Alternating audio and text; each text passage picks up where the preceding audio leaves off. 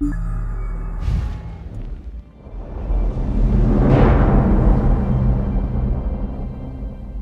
name is Nick Conkle, and I'm lead gameplay designer for the Elder Scrolls Online. Elder Scrolls games have always had very open-ended progression systems, and this one's no different. There's a huge number of choices, and you can choose to focus on one or spread yourself amongst all of them.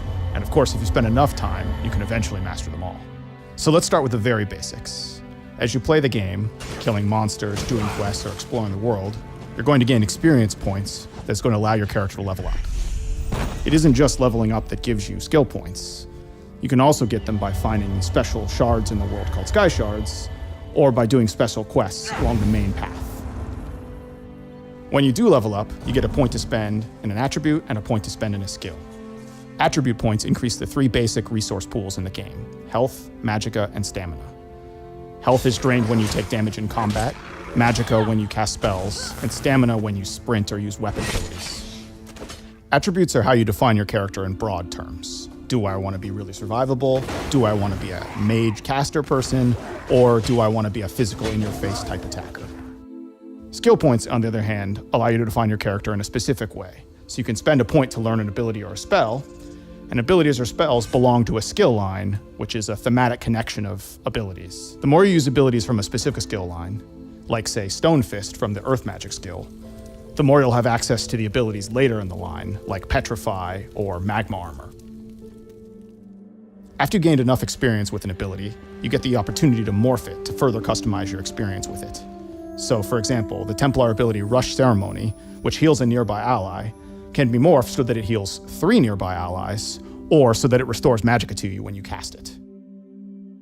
After you've advanced far enough in a skill line, you gain access to ultimate abilities, which are some of the most powerful abilities in the game. Things like Dragon Leap on the Dragon Knight, or Overload on the Sorcerer, or Nova on the Templar. Ultimate abilities work a little differently from the rest of the abilities in the game. They don't consume magicka or stamina. Instead, you have to build up for the opportunity to use them, and then when you do, you can have a devastating effect on the battlefield. So we've been talking a lot about spells that you can use in combat, which we call active abilities. But you can also spend your skill points on passive abilities.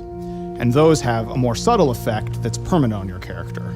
So it can be things like increase the damage you cause with fire spells, or something like where your lightning magic will have a chance to cause the target to disintegrate instantly and turn into a pile of ash.